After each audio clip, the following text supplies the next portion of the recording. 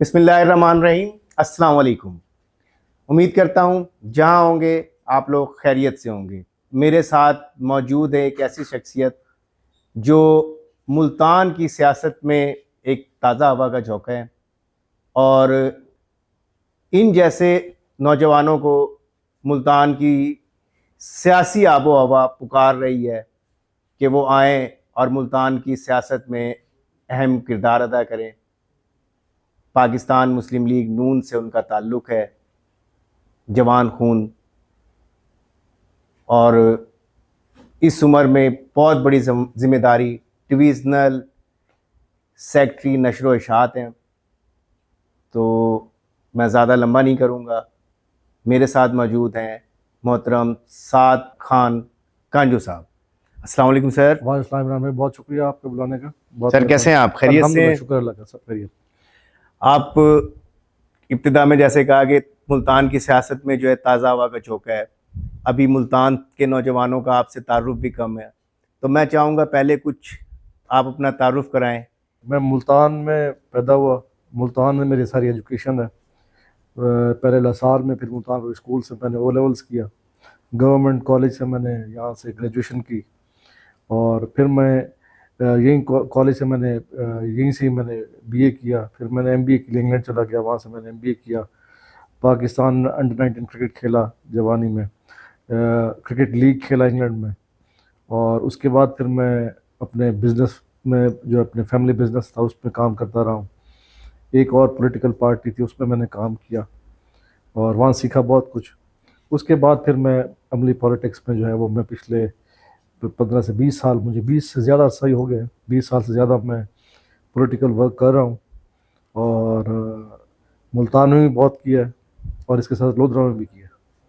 تو یہ میرا ایک پس منظر ہے فیملی کا، تو اس حوالے سے الحمدللہ جو مجھ سے ہو سکتا ہے کرتا ہوں۔ ماشاءاللہ، سب سے پہلا جواب تو یہ کہا جاتا ہے، ایک تو پڑھے لکھے نہیں اور اوپر سے کچھ سمجھنے کی کوشش نہیں کرتے۔ ماشاءاللہ سعد خان کانجو صاحب M B A from England, تعلیم یافتہ ہیں، انشاءاللہ یہ ثابت بھی کریں گے کہ یہ پڑھے لکھے بھی ہیں اور سمجھنا بھی چاہتے ہیں سیاست کو، اور سمجھتے بھی ہیں۔ سیاست میں کیسے آنا ہوا؟ سیاست میں جیسے انسان شروع سے ہی ایک جو آدمی کا خواب ہوتا ہے یا جس فیلڈ میں کام کرنا چاہتا ہے، میں چھوٹا سا ہی تھا تب مجھے پولیٹکس کے علاوہ زندگی میں اور کوئی کام نہیں آتا۔ اور پولیٹکس کا مطلب یہ ہے کہ لوگوں سے ریلیٹ کرنا، لوگوں سے ملنا، یہ میرا ایک پیشن ہے شروع سے، بچپن سے۔ تو میں پھر اسٹوڈنٹ لائف میں بھی میں جو ہے وہ پولیٹکس میں رہا، اور شروع اسکول میں، کالج میں جمعیت طلبہ، اسلامی جمعیت طلبہ ماشاءاللہ سعد رفیق صاحب اور بڑے بڑے نام ان ہیں۔ کے ساتھ رہا۔ پھر میں انگلینڈ کے اندر بھی جب میں گیا تو وہاں پہ میں نے اسٹوڈنٹ یونین جوائن کی، اور وہاں میں پہلا پاکستانی تھا اپنی یونیورسٹی کا جو پریزیڈنٹ وہاں پہ الیکٹ ہوا تھا اپنی اسٹوڈنٹ یونین کا۔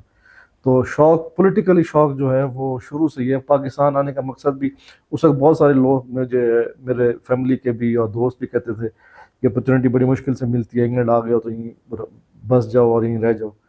تو اس وقت سے لے کے آج تک میں یہ چاہتا تھا کہ کوئی بھی کنٹریبیوٹ کر سکوں پاکستان کے پولیٹکس میں، تو مجھے کرنا چاہیے۔ تو میں اسی لحاظ سے ہی میں نے انگلینڈ چھوڑا تھا، اور آج بھی 20 سال سے کوشش اسی میں ہوں کہ کوئی سوسائٹی کے اندر کوئی اپنا پازیٹیو امپیکٹ چھوڑ دوں، تو وہ میرے لیے کافی ہوگا۔ ماشاءاللہ انگلینڈ میں بھی اسٹوڈنٹ پولیٹکس کیا آپ نے، کیسا فرق نظر آتا ہے؟ پاکستان میں تو اسٹوڈنٹ پولیٹکس نہ ہونے کے برابر ہے، کیا سمجھتے ہیں آپ؟ بدقسمتی سے پولیٹکس میں آنے کے لیے ویسے ہی میں کہہ رہا ہوں کہ دو آپ کو انسٹیٹیوشن جو ہے نا وہ ضروری ہوتے ہیں جہاں سے انسان سیکھتا ہے۔ یا آپ اسٹوڈنٹ پولیٹکس میں ہو، تو یا پھر آپ کا بلدیاتی نظام اتنا مضبوط ہو اور لوگوں کو اتنے مواقع فراہم کرتا ہو کہ نئے لوگ اس میں آئیں، کام کریں، اور پھر وہ نیشنل پولیٹکس میں جو ہے شامل ہو جائیں۔ بدقسمتی یہ ہے کہ اس وقت پاکستان کے اندر دونوں ہی انسٹیٹیوشنس کو بند کر دیا گیا ہے، جس کی بنیاد پہ جو پولیٹیکل صحیح ٹریننگ والے لوگ ہیں وہ اس فیلڈ میں آنا بند ہو گئے ہیں۔ نہ وہ بلدیات سے لوگ آ رہے ہیں، جب بلدیاتی الیکشن میں 10-15 سال نہیں ہوں گے، نئے لوگ نہیں آئیں گے، نئے سیکھیں گے نہیں، تو وہ کس طرح کے پرفارم پر کریں گے؟ اور اس کے ساتھ اگر آپ اسٹوڈنٹ پالیٹکس بھی بالکل ہی ختم کر دیں گے تو جو سیکھنے کا عمل ہے پالیٹکس کا وہ ختم ہو جائے گا، اور وہ ختم ہو گیا.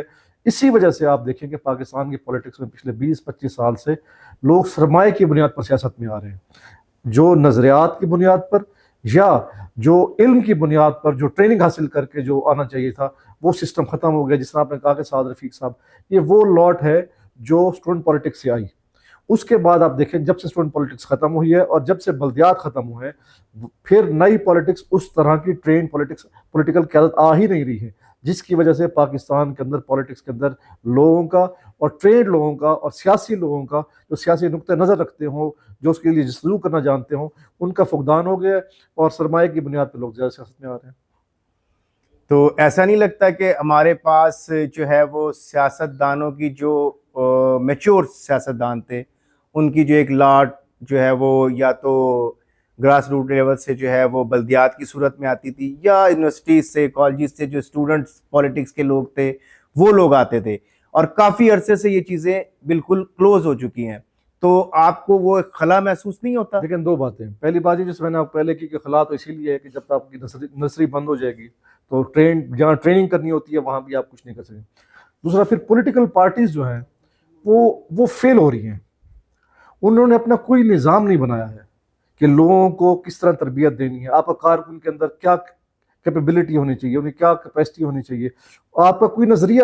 اس وقت جتنی پولیٹیکل پارٹیز ہیں، آپ ایک دو کے علاوہ جو چھوڑ کے جو اس وقت مین پولیٹکس میں ہیں، آپ دیکھیں اس وقت کسی پولیٹیکل پارٹی کا کوئی نظریہ نہیں ہے، کوئی سوچ نہیں ہے، صرف شخصی پولیٹیکل پارٹیز موجود ہیں. آپ انہی کے لیے کام کرتے ہیں، آپ شخصیات کے لیے کام کرتے ہیں. ہم اپنی پولیٹیکل پارٹی میں ہم اپنے رکھتے ہیں جی یہ ہماری لیڈرشپ ہے، اس کو ووٹ دے دو. ہمارا نظریہ کیا ہے، ہماری سوچ کیا ہے، ہم نے اس کے لیے کیا ٹریننگ کی ہے، ہمیں اس کا کتنی ڈسکشن ہوئی ہے اس پر، ہم نے کیا سیکھا ہے وہاں سے، ہم نے کس طرح اپنے اہداف کو حاصل کرنا ہے. کہیں کسی پولیٹیکل ٹریننگ یہ نہیں ہے کسی پارٹی کے اندر. اور جب آپ پولیٹیکل پارٹیز کو انسٹیٹیوشن نہیں بنائیں گے، جب ان سے آپ کام نہیں سیکھیں گے، نہیں سکھائیں گے بچوں کو، تو وہ کس طرح بڑھیں گی. یہی وجہ ہے کہ پولیٹیکل پارٹیز کچھ عرصے بعد یا مایوس کرنا شروع کر دیتی ہیں عوام کے اندر، یا وہ اپنے آپ کو محدود کر لیتی ہیں علاقائی سیاست میں اور یا برادری کی سیاست میں، یا کسی خاص ایک خاص نظریہ، شخصی نظریے کے مطابق، اور وہ پھل پھول نہیں سکتی ہیں. ہمارے یہاں اکثر جو ہے بحث رہتی ہے اس بات کی کہ ہمیں جو ہے وہ جمہوری پاکستان چاہیے، اور لیکن جمہوری پاکستان ایسے تو نہیں مل سکتا. اس کے لیے ہر کسی کو اپنا رول ادا کرنا پڑے گا، اور خاص طور پولیٹیکل پارٹیز کو. اگر پولیٹیکل پارٹیز سب کے سب، ایک کو بھی چھوڑ کے سب کے سب اس بنیاد پر رہیں گی کہ ہم نے اسٹیبلشمنٹ کے ساتھ بیٹھ کے بات کرنی ہے، اور ہم نے ان کے ساتھ پاور میں آنا ہے اور حکومت کرنی ہے، اور اپنی پورا انسٹیٹیوشن نہیں بنانا ہے، نہ پولیٹیکل پارٹی کو مضبوط کرنا ہے، نہ جمہوری کلچر فروغ دینا ہے، نہ ہم نے ٹیم ورک بنانا ہے اور ایک شخصیت یا دو شخصیات یا تین شخصیات سے مل کے حکومت کو چلانا ہے. جب تک آپ کا یہ نظریہ رہے گا تو آپ پولیٹیکل سسٹم جو ہے وہ آپ اڈاپٹ نہیں کر سکتے، اور نہ ہی آپ پاکستان کو جمہوری پاکستان بنا سکتے ہیں. جو پاکستان میں اس وقت جو سیاست ایک انتہا پسندیدانہ جو طرز عمل کی طرف چلی گئی ہے، اور ایک اس میں جو شخصیت پرستی آ گئی ہے، کیا اس طریقے سے سیاست چل پائے گی؟ سیاست نہیں چل پائے گی، جمہوری سیاست نہیں چل پائے گی. آپ وقتی طور پہ آپ اس کا کوئی بھی طریقہ اختیار کر لیں. کبھی آپ کہیں کہ جی ہوتا کیا ہے کہ ہم ہر 3-4 سال بعد یا 10 سال بعد ایک آدمی کو لے کر آتے ہیں اور ہم کہتے ہیں کہ جی ہمارا نمائندہ ہے، اور جناب یہ جو کہے گا وہ صحیح کہے گا، جو یہ بات کرے گا وہ ٹھیک ہوگی. جو اس کی سوچ سے ہٹ کے اگر کوئی نظریہ پیش کرے گا تو وہ نہ اس پارٹی کا بندہ ہوگا، نہ وہ اس ملک و قوم کا بندہ ہوگا، وہ جو ہے کسی باہر کے ایجنڈے پہ کام کر رہا ہوگا. جب ہماری یہ سوچ ہو جائے گی، جمہوری کلچر فروغ نہیں دیں گے، لوگوں کی سنیں گے نہیں، اپنے ہر آدمی کی سننے کے بعد فیصلہ کر کے اس پر آپ قائم ہو جائیں گے تو ٹھیک ہے. لیکن آپ کسی کو سننے بغیر ہی کھڑے ہو جائیں گے تو پھر آپ کیسے سمجھتے ہیں کہ وہ جمہوری کلچر چلے گا؟ اور اسی طرح ہر پارٹی میں آپ دیکھیں کہ ہر پارٹی اپنے ایک شخص کے بارے میں بات کر رہی ہے، اور ہمارے قومی ادارے بھی جب وہ آدمی اقتدار میں آ جاتا ہے، مثال کے طور پہ کوئی آدمی جب ہائیسٹ پوسٹ پہ پاکستان میں جو ہے وہ موجود ہو جاتا ہے، وہ سب کے سب لوگ اسی کو نادہندہ سمجھنا شروع کر دیتے ہیں، اور سب لوگ مل کے کہنا کرتے ہیں بس یہی ہے جو مسئلہ حل کر سکتا ہے، یہی ہے جو مسئلہ حل کر سکتا ہے. جب 4 سال بعد چلا جاتا ہے پھر سب بھول جاتے ہیں، پھر نیا آدمی آ جاتا ہے، پھر اسی کی بات کرنا شروع کرتے ہیں. شخصیات پر بات کرتے ہیں، نظریے پر اور سسٹم پہ بات نہیں کرتے ہیں. جب تک سسٹم کھڑا نہیں ہوگا، آپ کسی فرشتے کو بٹھا دیں اس ملک کے اوپر، وہ تبدیلی نہیں لا سکتا، وہ اچھائی نہیں کر سکتا. جب تک سسٹم چینج نہیں ہوگا، لوگ، ٹیم تیار نہیں ہوگی، مختلف لوگوں کو آپ ساتھ نہیں ملا کے ان کو سامنے رکھیں گے، اور پھر تب تک آپ اپنے پولیٹیکل سسٹم کو مضبوط نہیں کریں گے. آپ کسی طور پہ نہ کوئی اسلامی جمہوریہ پاکستان بنا سکتے ہیں. ہاں، جس طرح چل رہا ہے اسی طرح چلتا رہے گا، اور جب تک اللہ کو منظور ہوگا اس طرح چلتا رہے گا. لیکن اس سے خیر کی توقع نہیں ہے. خیر کی توقع تب ہوگی جب سسٹم مضبوط ہوگا. شخصیات ضرور اہم ہوتے ہیں، لیکن اتنے اہم جتنے کہ باقی شخصیات بھی ہوتی ہیں. دیکھیں، آپ اور میں ہیں، ہم دونوں ایک جیسے لوگ ہیں. ہمارے ذہن میں جتنی چیزیں ہوں گی وہ تھوڑا بہت فرق ہوگا. آپ کی ذرا بہتر ہوں گی، میری تھوڑی کم ہوگی. لیکن اگر میں یہ سمجھنا شروع کر دوں کہ جو میرے ساتھ بیٹھا ہے اس کو کسی بات کا کوئی پتہ نہیں ہے، سب مجھے پتہ ہے، تو جب تک انفرادی ذہن میں یہ جب تک یہ سوچ نہیں نکلے گی پاکستان کی پولیٹیکل سسٹم سے، تب تک تبدیلی اور بہتر نتائج نہیں آ سکتے. چلیں، یہ باتیں تو ہم ابھی کرتے رہیں گے. آپ کا بیسکلی تعلق لودھرا سے ہے، جی. ملتان میں کیسے آ گئے؟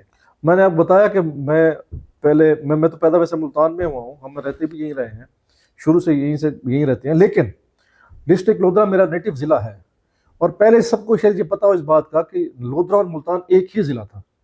اور اس وقت سے یہ ایسا ہوتا ہے کہ جب کوئی بڑا شہر قریب ہوتا ہے تو جو کاشتکار یا کسان جو ہوتے ہیں وہ اپنے بچوں کو ایجوکیشن کے لیے ایک گھر ملتان میں بناتے ہیں، اور وہیں رہنا شروع کرتے ہیں بچوں کی تربیت کے لیے، اور وہاں جاتے ہیں اور اپنا کھیتی باڑی سے اپنا جو روزگار ہوتا ہے وہ حاصل کرتے ہیں کسی فیکٹری کی زمین سے، اور پھر اپنے بچوں کو پڑھانے کے لیے شہروں میں شفٹ ہو جاتے ہیں. یہ ایک عموماً کلچر رہا ہے. اسی طرح ہمارے بھی جو فیملی تھی، جو میری فیملی تھی، وہ الحمدللہ، میں کیونکہ ہم ایجوکیشن کے لیے ہم یہیں سے سیٹلڈ ہیں 40-50 سال سے. اب ہماری اگلی نسلیں شروع ہو گئی تو وہ یہیں سیٹلڈ ہیں. لیکن میرا اپنا تعلق جہاں میری زمین، جہاں سے ہمیں کاشتکاری حاصل ہوتی ہے، جو ہمارا بھائی گھر ہے، وہ بالکل ضلع لودھرا ہے. وہ پہلے ملتان کا حصہ تھا، تو اسی لیے کبھی محسوس نہیں ہوا ہمیں کہ ملتان کوئی علیحدہ چیز ہے اور وہ کوئی علیحدہ چیز ہے. ہاں، کوئی ویسے ہی اعتراض کرنے کے لیے کہہ دے کہ جناب آپ لودھرا سے تعلق رکھتے ہیں، تو وہ تو اس طرح تو آپ سبھی کہہ سکتے ہیں. میرے خیال میں یہ جو ملتان نہیں، کہا جاتا ہے کہ کہ آپ جگہ نہیں بنا پائے لودھرا میں، سیاست میں کوئی مقام نہ بنا پائے، جس بنا پہ آپ ملتان آ گئے کہ یہ آپ کے لیے ایک نیا شہر ہے، یہاں پہ آپ اچھی طریقے سے سیاست کر سکیں گے. اور کوئی جگہ آپ کو ایسا نظر آ رہا تھا کہ شاید، یا وہ کچھ لوگوں کا یہ بھی کہنا ہے، ایک مسلم لیگ کے ایک حلقے کا یہ بھی کہنا ہے کہ آپ کو آپ کے کزن منسٹر عبدالرحمان کانجو صاحب نے خاص طور پہ ملتان میں لانچ کیا ہے. دیکھیں، ان کی تو خواہش یہ ہرگز نہیں تھی کہ میں یہاں ملتان میں کام کروں. ان کی خواہش تو یہ تھی کہ وہ ہم دونوں مل کے لودھرا میں ہی کام کریں، اور ان کی خواہش آج بھی یہ ہے. لیکن میں یہ سمجھتا ہوں کہ میری جو تربیت ہے، یا میرا مل اٹھنا بیٹھنا ہے، یا میری آپ سمجھیں کیپیسٹی جو ہے، میں شاید اتنی میری زیادہ نہیں ہے کہ میں پنچایتی سسٹم کو، اور میں وہاں پہ اپنے آپ کو انفٹ محسوس کرتا تھا پولیٹیکلی طور پہ. میں کیونکہ ایک تنظیمی پولیٹکس سے آیا ہوں، پھر میں نے اسٹوڈنٹ پولیٹکس کی، تو میرے اندر شہر کی پولیٹکس کرنے کا، میرے اندر اور نیشنل پولیٹکس کرنے کا میرے اندر جو ہے وہ زیادہ جذبات زیادہ تھے. جبکہ وہاں سیاست جو ہے ایک روایتی سیاست ہے، جس کو آپ دھڑے بندی کی سیاست کہہ سکتے ہیں، اور جسے آپ وہاں پہ ہے. اور اس میں ایک بات سب سے بڑی چیز کہ جب دھڑے بندی کی آپ سیاست کرتے ہیں تو پھر آپ یہ نہیں دیکھتے ہیں کہ کون حق پہ اور کون حق پہ نہیں ہے. تو آپ اپنے ہر طریقے سے آپ نے اپنے دھڑے کو وہاں پہ جو ہے نا وہ اس کی بیک کرنا ہے، اس کی سپورٹ کرنی ہے. جو میری تربیت جو مجھے میرے والد سے حاصل ہوئی، اور جو میں اسلامی تعلیمات دیکھتا ہوں جو مجھے ملی، اس میں یہ سمجھتا ہوں کہ سچ اور جھوٹ اور صحیح اور غلط کے اندر آدمی کو فرق کرنا چاہیے. تو میں اس لحاظ سے جب میں وہاں پولیٹکس، جب میں تھوڑی سی ایکٹیویٹیز میں نے کی، تو مجھے اس میں دقت محسوس ہوئی کہ ضروری نہیں ہے کہ آپ کے دھڑے کا آدمی جب آپ اس کو سپورٹ کرتے ہوں تو وہ حق پہ ہو. جب ناحق ہوتا ہے اور آدمی سپورٹ کرتا ہے تو گلٹی محسوس کرتا ہے. تو وہاں کے نسبت شہر کے اندر پالیٹکس اس لیے تھوڑی سی آسان یہ ہے کہ یہاں آپ نظریات کی بنیاد پہ سیاست کرتے ہیں، آپ پارٹی کی بنیاد پہ سیاست کرتے ہیں، آپ نیشنل ایشوز پہ اور صوبائی حکومت کی جو ہے وہ پالیسیز کے بارے میں بات کرتے ہیں. آپ کو شہروں کے اندر آپ کو دھڑے بندی کے جو مسائل ہیں ان سے الجھنے سے آپ بچتے ہیں. یہاں اس طرح کی تھانے کچہری کی سیاست کم ہوتی ہے جو دیہاتوں میں ہوتی ہے.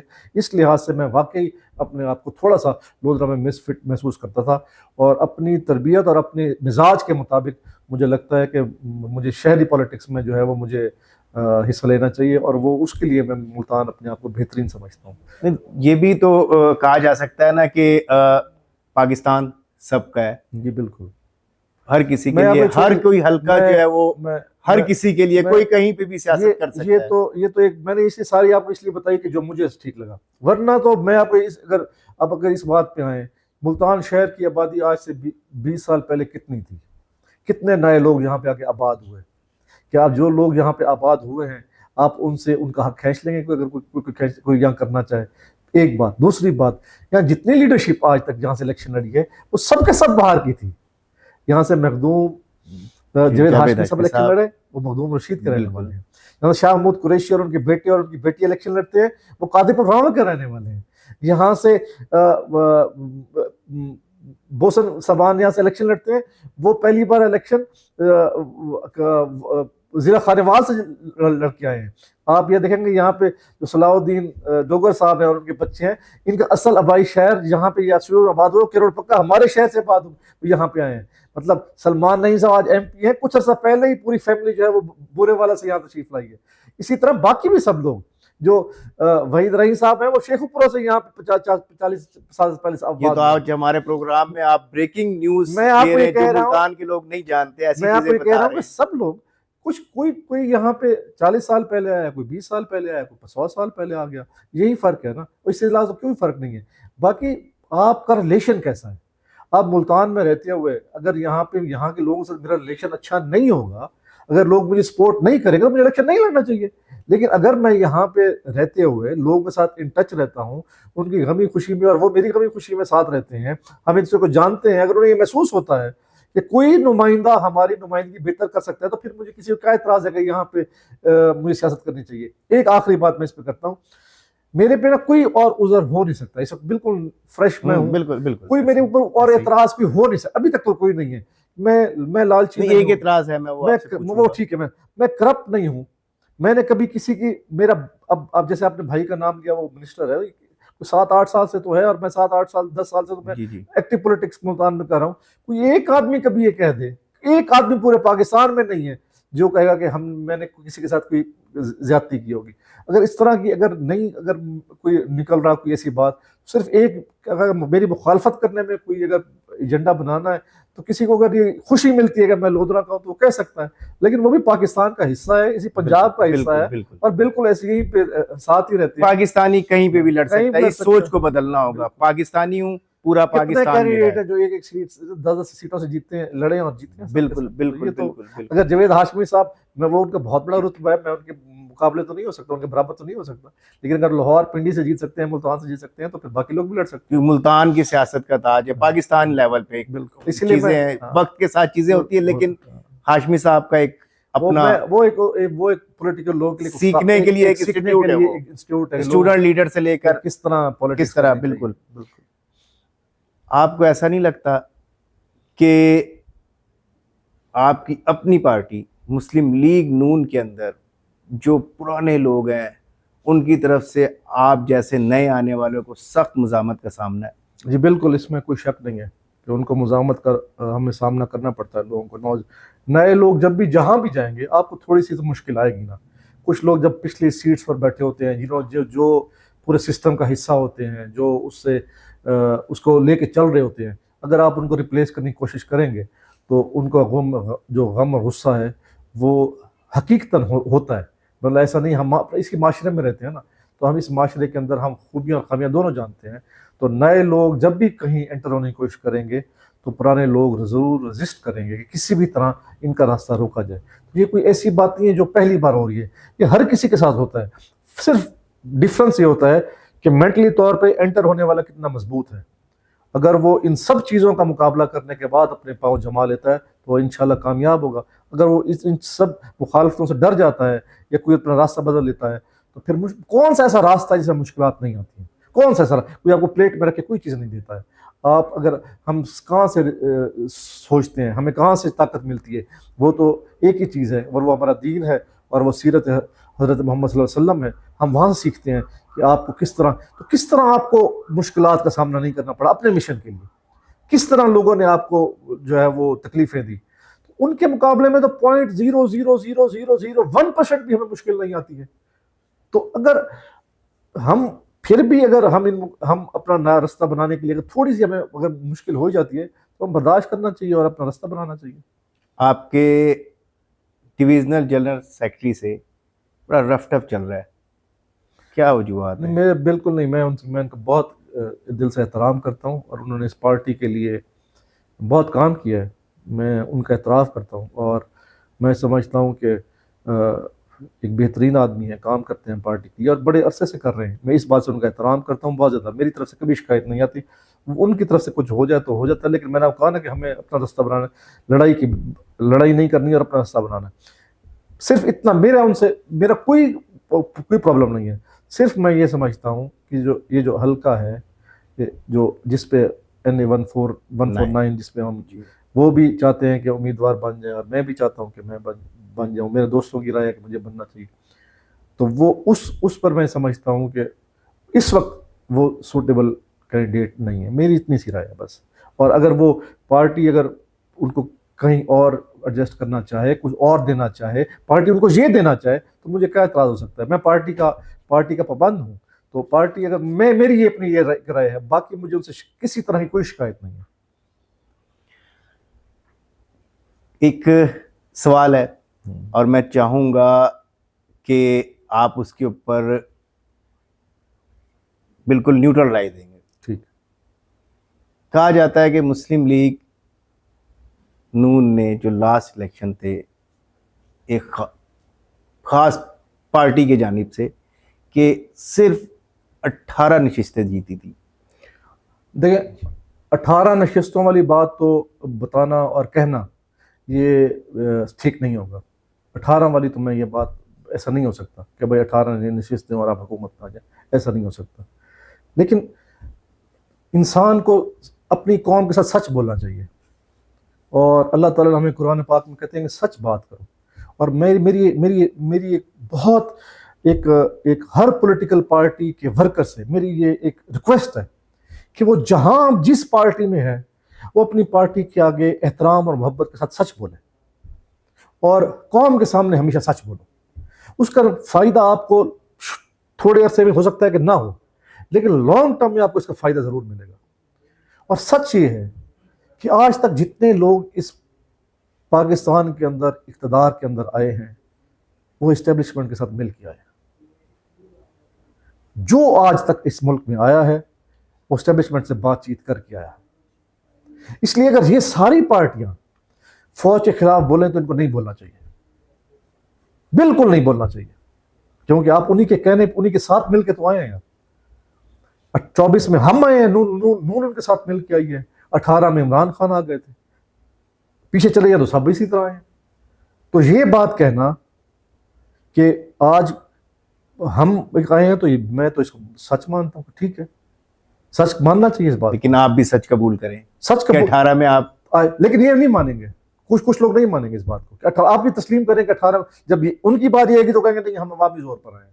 اگر وہ عوامی زور پہ ہیں تو پھر یہ والی عوامی زور پہ ہیں. لیکن اگر سچ بولنا ہو تو پاکستان کی 75 سالہ تاریخ میں کوئی پولیٹیکل پارٹی ان کی مرضی کے بغیر نہیں آئی. فارم 45 فارم 47 کیا کہیں گے؟ اس کی شکل کوئی بھی تو ہو سکتی ہے. 45 47 تھا، پچھلا کوئی اور طریقہ تھا، اس سے پچھلا کوئی اور طریقہ تھا، اس سے پہلے کوئی اور طریقہ تھا، اس سے پہلے کوئی اور طریقہ تھا. طریقے بدلتے رہے ہیں. لیکن اگر کوئی یہ کہے کہ ان کی مرضی کے بغیر اقتدار میں آیا تو یہ غلط بات ہے. اس وقت جو ملکی مسائل ہیں اس میں آپ کو کیا مسائل ایسے نظر آتے ہیں جو حل ہونے چاہیے جس سے عوام کو ریلیف ملے؟ میں 3 مسئلوں پر میں نشاندہی کرتا ہوں کہ یہ 2 قومی اس میں حکومتوں کا، قومی حکومت کا ہے اور 1 صوبائی حکومت کا.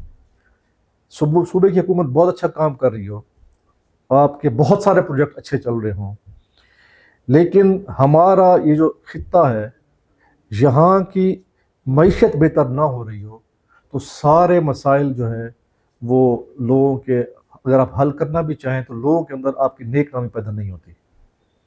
اس لیے زراعت اور اسمال انڈسٹریز یہ حکومت پنجاب کے اہم ترین پوائنٹس ہونے چاہیے جن پر کام کرنے کی ضرورت ہے, تاکہ پبلک کی جو مہنگائی بڑھ چکی ہے, اگر ہم مہنگائی کم نہیں کر سکتے ہیں تو کم از کم ہم روزگار کے مواقع اور لوگوں کی انکم کو بڑھانے کا جب تک طریقہ اختیار نہیں کریں گے ہم کامیاب نہیں ہوں گے.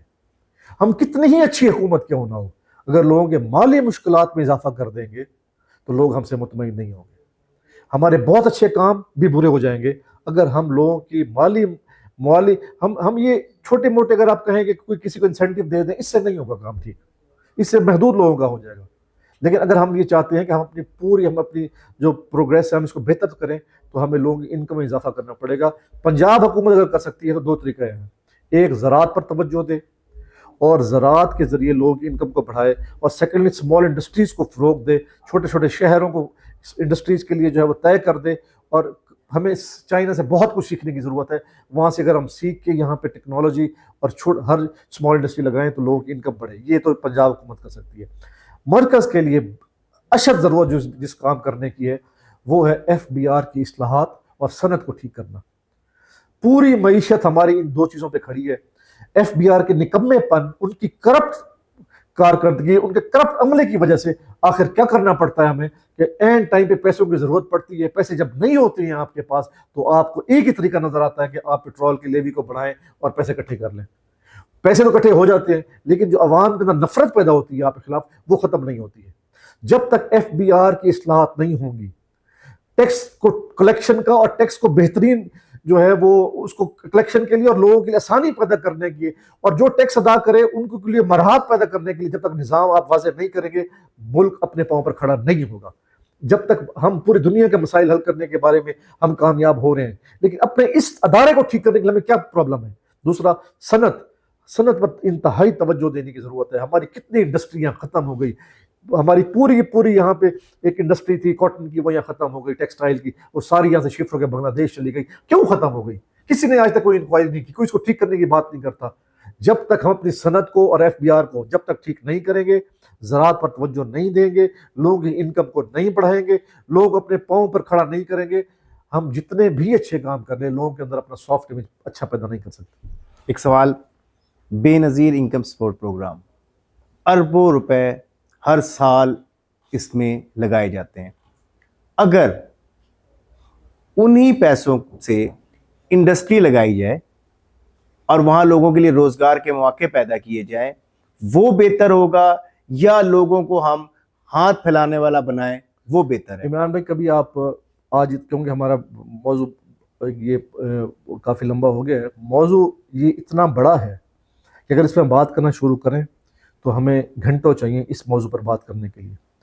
ہزاروں طریقے ایسے ہیں جن کے ذریعے ہزاروں موقع ایسے, ہزاروں پوائنٹس ایسے ہیں جن پر ہم بات کر کے اپنے مسائل کو حل کر سکتے ہیں.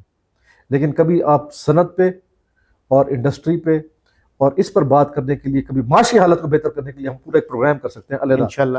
لیکن یہ جو اس میں کوئی شک نہیں ہے کہ یہ جو بے نظیر انکم سپورٹ ہے, آپ کسی کی مدد کر دیتے ہیں وہ ایک طرف ہو جاتی ہے, آپ کسی کو پیسے دیتے ہیں وہ ایک طرف ہو جاتی ہے. اگر ہم یہاں پہ جیسے میں نے کہا نا کہ ہم اگر لوگوں کو ٹرینڈ کر کے, ٹیکنالوجی دے کے, ایک سرمایہ دے کے ان کو اپنے پاؤں پر کھڑا کریں تاکہ ان کو آئندہ پیسے مانگنے کی ضرورت نہ پڑے, اگر یہ سسٹم لایا جائے اس سے کہ انہیں اس کے برعکس کہ ہر مہینے 13,000 روپے دے دو, یہ وہ بہتر ہے یا وہ خود فیصلہ کر لیں آپ کون سا بہتر ہے. بہتر یہ ہے کہ ہم اپنے لوگوں کو ٹریننگ دیں, ہم اپنے لوگوں کو ایجوکیشن دیں, ان کو ٹیکنالوجی دیں, ان کو چھوٹے بزنسز دیں, ان کے لیے فنڈ دیں, چھوٹے سے گھر کے لیے ان کو ایک چھوٹی انڈسٹری دیں تاکہ وہ مل کے کام کریں اور اپنے پاؤں پہ کھڑے ہوں اور آئندہ لینے کے بجائے دینے والے بنیں. بالکل. آپ پہ ایک الزام ہے کہ آپ سوشل نہیں ہیں اور آپ کا ایک مخصوص گروپ ہے, آپ اس کے اندر رہتے ہیں اور عوام میں آپ کی انٹریکشن کم ہے. میں تو سمجھتا ہوں کہ میں بہت سوشل ہوں. لیکن اگر ایک مخصوص نہیں، دائرے میں آپ اگر ایسا آپ محسوس ہوتا ہے تو میں اس دائرے کو توڑوں گا. میری کوشش یہ ہے کہ میں زیادہ سے زیادہ لوگوں کو ملوں، زیادہ لوگوں سے انٹریکٹ کروں، اور جب تک میں زیادہ لوگوں سے انٹریکٹ نہیں کروں گا تو لوگوں کو کیسے پتہ چلے گا کہ میں ان کا نمائندہ بن سکتا ہوں.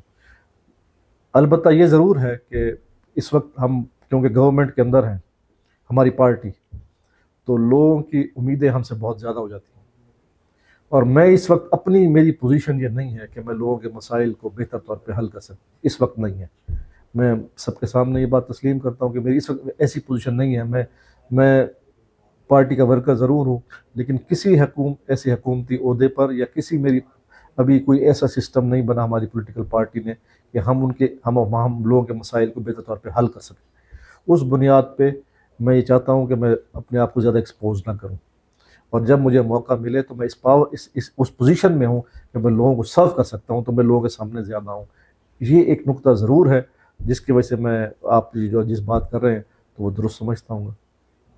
آپ ایک سروے ہم نے کیا ٹرو لائن پہ، آپ نے دیکھا بھی ہوگا، تو اس میں کافی لوگوں پہ سوالات اٹھائے گئے، کافی عوام کی طرف سے سوالات آئے، الزامات لگائے گئے. آپ کی شخصیت ایسی تھی، آپ پہ کوئی الزام تو نہیں، کیونکہ ابھی آپ نے کچھ ایسا یہ بھی نہیں کیا، لیکن آپ پہ ایک الزام ہے کہ آپ جو ہے وہ اپنے خاندان کے بیس پہ، میں صاف کہہ دیتا ہوں، عبدالرحمن کانجو کے بیس پر آپ ملتان میں مسلط ہونا چاہتے ہیں زبردستی. کیا یہ درست ہے؟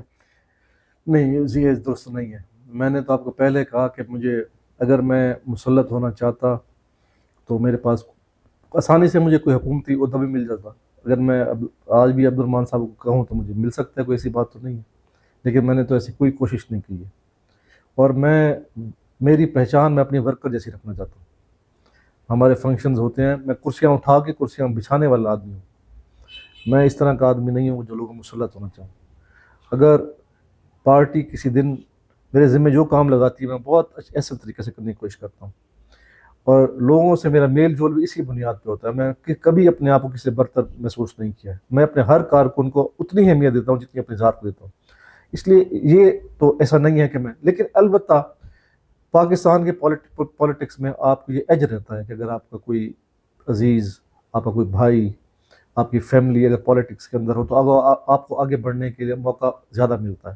اس میں کوئی شک نہیں ہے. آپ فار ایگزامپل اگر آپ ڈاکٹر کے بچے ہوں تو آپ کو ہاسپٹلز میں زیادہ فیسلٹی زیادہ ملتی ہے. اگر آپ لائرز کے ہوں گے تو آپ کو باہر میں زیادہ فیسلٹی ملے گی.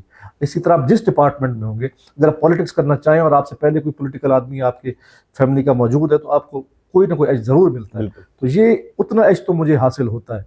میرے الحمدللہ فادر جو ہیں وہ خود بھی 3 بار نیشنل اسمبلی کے الیکشن لڑے ہیں، مجلس شورا کے ممبر رہے ہیں. تو ایسا نہیں ہے کہ میں صرف عبدالرحمن کے ہی ذریعے میں پولیٹیکل، ایک ٹریننگ ہے، ایک سسٹم ہے. لیکن البتہ یہ ضرور ہے کہ عبدالرحمن خان کی وجہ سے مجھے کچھ ایج تو ضرور ملتا ہے، اس میں کوئی شک شبہ نہیں ہے. میں نے جیسے کہا وہ بھائی ہے، جب وہ آگے ہوں گے تو وہ میرے لیے کوئی نہ کوئی آسانی پیدا ہو جاتی ہے پولیٹیکل سسٹم میں. اس لحاظ جیسے میں نے باقی کہا کہ آپ کو ملتی ہے تو مجھے بھی ملتی ہے. لیکن میں یہ نہیں چاہتا ہوں کہ میں صرف اسی رشتے کی بنیاد پر، اسی تعلق کی بنیاد پر میں یہاں پر لوگوں میں آ کے حکومت کرنا شروع کروں. میں حکومتی میں لوگوں پر رول نہیں کرنا چاہتا، میں ان کا نمائندہ بننا چاہتا ہوں. دلوں پہ حکمرانی کرنا چاہتے ہیں. میں ان کا نمائندہ بن کے ان کی بات کرنا چاہتا ہوں. اور میں آپ کے اس پروگرام کی تواسط سے جو لوگ آج تک یہاں قومی اسمبلی کے الیکشن لڑ چکے ہیں NA 149 میں، جو آج موجود ہیں، وہ بے شک تحریک انصاف کی طرف سے ہوں یا نون لیگ کی طرف سے ہوں، میں سب کو میں کھلا چیلنج کرتا ہوں کہ وہ آپ کے پروگرام میں یا کسی پروگرام میں آ کر میرے سامنے بیٹھیں. وہ اپنی کارکردگی پیش کریں گے، میں اپنا کیس پیش کروں گا. عوام جس کو ووٹ دینا چاہے دے، نمائندہ بنانا چاہے، ٹکٹ دینا چاہے، جتوانا چاہے، سب عوام کے ہاتھ میں ہے. اگر عوام یہ محسوس کریں گے میں ان کا نمائندہ بن سکتا ہوں تو مجھے ضرور وہ اپنائیں گے. اگر نہیں بن سکتا ہوں تو جس کو بنانا چاہیں گے وہ بن جائے گا. ملتان سے آپ الیکشن لڑنا چاہتے ہیں، ملتان سٹی 149. کون سے ملتان کے ایسے مسائل ہیں جو آپ کو نظر آتے ہیں کہ آپ کے آنے کے بعد آپ اسے فوری طور پہ حل کروانے کی کوشش کریں گے؟ دیکھیں، ملتان کے بہت سارے مسائل ہیں. ملتان کے ایک تو اور خاص طور NA-149 کے حوالے سے، کیونکہ اگر یہ شہر کا ایک دل ہے، کچھ علاقہ نیا ہے وہاں کام ہو رہا ہے، لیکن یہاں پہ کام اتنا زیادہ، کیونکہ پچھلے 10-12 سال سے حکومت کے بغیر ہی چل رہا ہے سسٹم، اور یہ علاقہ جو ہے وہ اگنور ہو رہا ہے. ملتان سٹی ویسے بھی اگنور ہو رہا ہے، وہ پچھلی حکومت ہو یا اب ہو، وہ ہم اس طرح، کیونکہ ان کی نمائندگی نہیں ہوتی ہے، نہیں پچھلی دفعہ بھی نہیں زیادہ اچھی ہوئی تھی، بالکل ہی نہیں ہوئی، تو وہ ایک اس طرح کا سسٹم بن نہیں سکا. یہاں روڈز جو بنی ہوئی ہیں ان کے کھلے ہونے کا بڑا ضرورت ہے. بہت تنگ راستے ہو گئے ہیں ملتان میں، ٹریفک بڑھ گئی ہے. یہاں پینے کا پانی ہر جگہ صاف نہیں ہے. یہاں پہ سیوریج کے بہت زیادہ مسائل ہیں. یہاں پہ جو کچھ الیکٹریسٹی کے مسائل ہیں، یہاں پہ صحیح طرح جو ہے وہ پاور نہیں پہنچتی ہے. یہاں اچھے سکولز کی جو ہے وہ کمی ہے. یہاں ہاسپٹل ایک بڑا ہاسپٹل ہے جس پر سارا پورے جنوبی پنجاب کا بوجھ پڑتا ہے. اس فیسلٹی میں جو ہے وہ بڑھانے کی ضرورت ہے. اور لوگوں کے لیے اس سے ہٹ کے جو لوگوں کے ڈیلی مسائل ہوتے ہیں ان کو حل کرنے کے لیے پولیٹیکل پارٹیز کے پاس وہ پاور نہیں ہے کہ لوگوں کے مسائل حل کر سکیں. اور پبلک ہماری، ہر سرکاری دفتر ان کے لیے ویلکم ہوم نہیں ہوتا ہے، دروازے بند ہوتے ہیں. وہاں پہنچنا، اپنی بات رکھنا، اپنے مسائل حل کرنا، یہ بہت بڑے مسائل ہیں جو آدمی کو روز ڈیلی کی بنیاد پر جو لوگوں کو دھکے پڑتے ہیں. یہ کچھ میں نے مسائل آپ کو بیان کیے ہیں کہ اگر مجھے موقع ملے تو میں ان مسائل پر کام کرنے کی کوشش کروں گا اور یہاں کی نمائندگی جو ہے وہ کرنے کی کوشش کروں گا. جب 149 سے تو آپ الیکشن کمپین بھی کر رہے ہیں، کوشش کر رہے ہیں، ساری چیزیں ہو رہی ہیں. چلیں یہاں پہ شیخ طارق رشید صاحب آپ کو اگر اپنے لیے خطرہ محسوس کر رہے ہیں تو وہ بات سمجھ میں آتی ہے، اور آپ کے علم میں بھی ہوگا ایک ایم پی اے صاحب بھی آپ کو خطرہ محسوس کرتے ہیں، اس کی کیا وجہ ہے؟ کسی کو نہیں خطرہ محسوس ہونا چاہیے، اور پارٹی کے لیے آپ تو ایم این اے کے امیدوار ہیں نا، تو ایک ایم پی اے کو آپ سے کیا خطرہ ہو پتہ سکتا نہیں ہے؟ کیا خطرہ ہو سکتا ہے. میں صرف یہ کہنا چاہتا ہوں ہر کسی کو. آپ کو میں ایک بات دوں کہ میں نے 149 کا کیوں کیا، کیونکہ میں تو اگر کسی پی میں کر سکتا تھا. اگر پہلے آدمی کوشش کرتا ہے کہ میں کسی صوبائی حلقے سے لڑوں، میں نے NA-149 کیوں کیا؟ میری NA-149 کرنے کی ایک خاص وجہ یہ بھی ہے کہ یہ واحد حلقہ ہے جو ہماری پارٹی کی طرف سے خالی ہے. یہاں پہ کسی نے الیکشن نہیں لڑا ہے.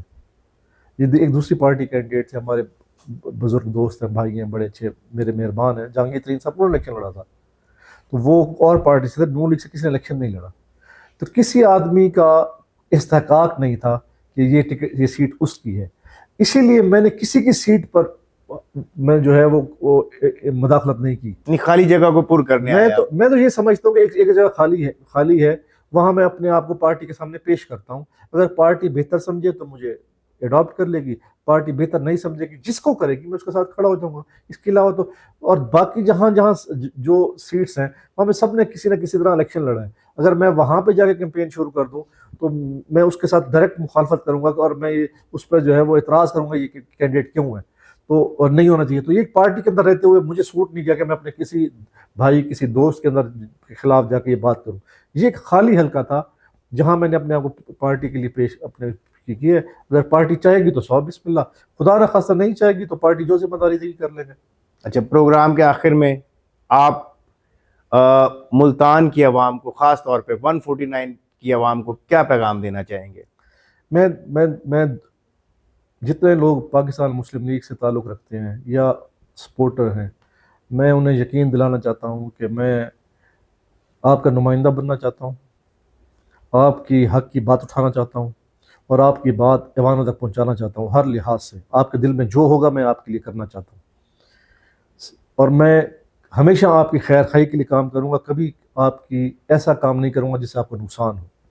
دوسری بات، میں تحریک انصاف کے جو نوجوان ہیں میں ان سے بھی ریکویسٹ کرنا چاہوں گا کہ آپ میرے پہ جو ہے وہ اعتبار کریں، اعتماد کریں. میں آپ کی بھی نمائندگی کا حق ادا کرنا چاہتا ہوں، کیونکہ آپ بھی ہمارے بھائی ہیں، ہمارے معاشرے کا حصہ ہیں. آپ کی اپنی سوچ ہے، آپ کا اپنا نظریہ ہے. آپ کا نظریہ کیا ہے؟ آپ کا نظریہ ہے کہ جمہوری پاکستان. آپ کا نظریہ ہے کہ پاکستان جمہوریت کے طور پہ ابھرے. آپ کا نظریہ آج یہ ہے کہ ہمارے ساتھ جو ہوا وہ غلط ہوا. وہ یہ سمجھتے ہیں. میں یہ سمجھتا ہوں کہ آج بھی اگر کسی کے ساتھ زیادتی ہو رہی ہے تو وہ نہیں ہونی چاہیے. ہم نے نواز شریف صاحب کے ساتھ، مریم بی بی کے ساتھ، ہم نے رانا ثناء اللہ کے ساتھ، خواجہ سعد رفیق کے ساتھ، میں یہ خواجہ آصف کے ساتھ، احسن اقبال صاحب کے ساتھ، شاہد قنبائی صاحب کے ساتھ، اب جتنی بھی آپ اس کو اب بڑھاتے جائیں لسٹ پہ بڑھتی چلی جائے گی. اگر ان کے خلاف زیادتیاں ہوئی، غلط پرچے ہوئے تو غلط کیا، جس نے بھی کیا غلط کیا.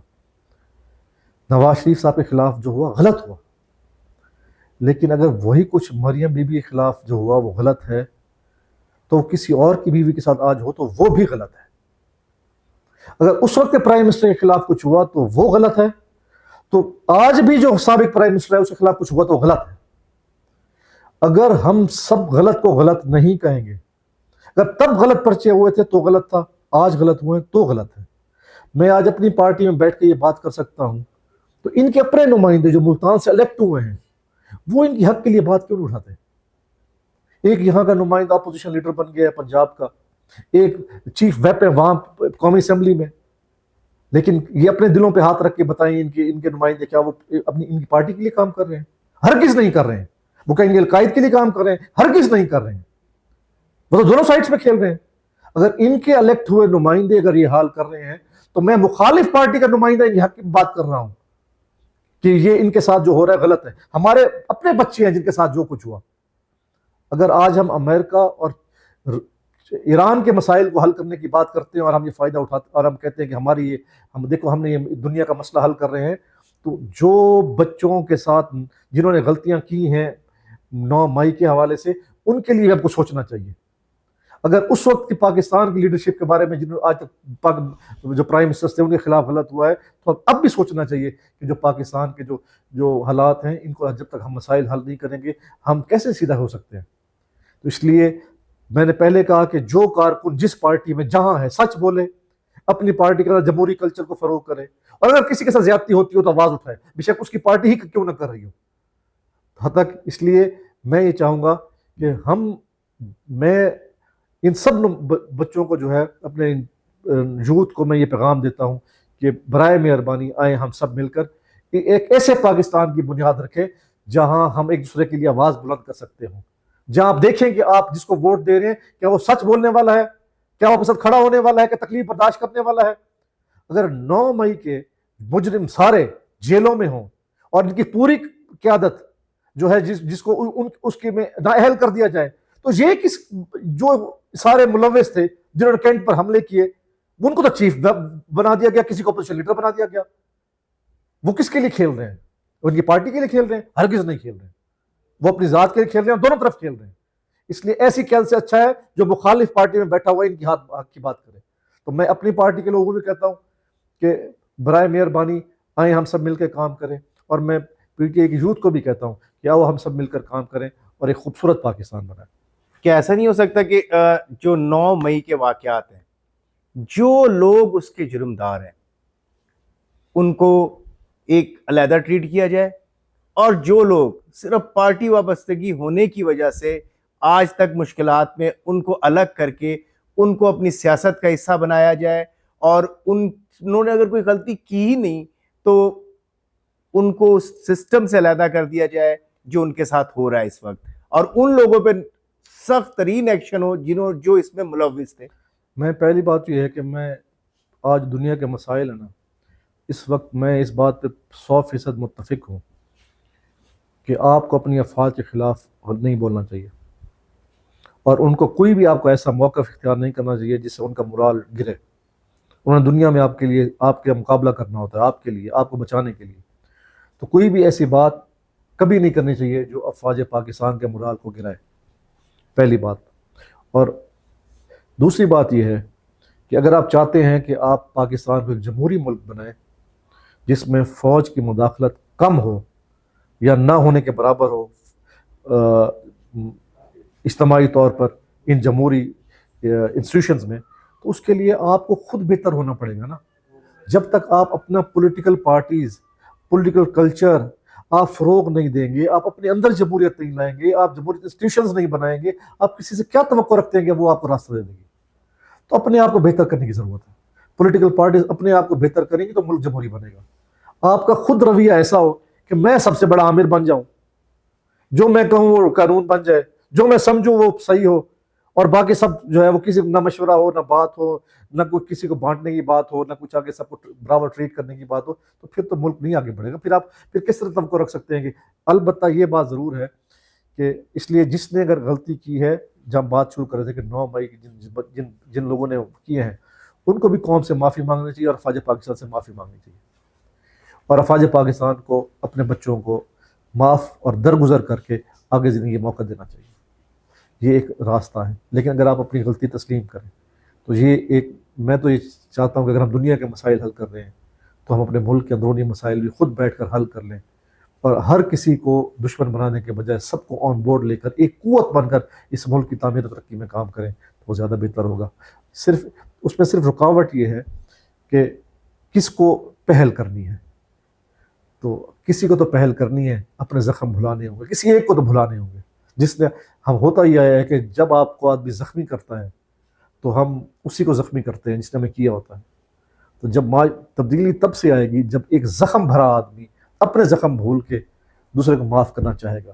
کسی ایک کو پہل کرنی پڑے گی، ایک معافی دینی پڑے گی، اس کے بعد معاشرہ شاید سیدھا ہو جائے.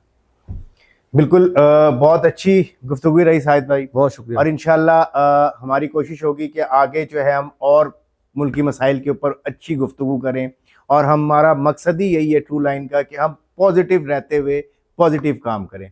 بہت شکریہ آپ کا. Thank you very much. بہت شکریہ. اور جاتے جاتے میں اپنے نوجوانوں کو کہوں گا کہ سعد بھائی کے ساتھ باتیں ہوئیں اور انہوں نے یہی کہا کہ جو لوگ افواج کے متعلق باتیں کرتے ہیں تو وہ خدا را ذرا حالات دیکھ لیں. عراق، لیبیا، شام، لبنان، وہاں کی افواج کمزور تھی، اور الحمدللہ پاکستان کی افواج مضبوط ہے، طاقت رکھتی ہے، ہم ایٹمی قوت ہیں، تو ہم یہ ساری چیزیں جھل پائے اور پاکستان قائم ہے.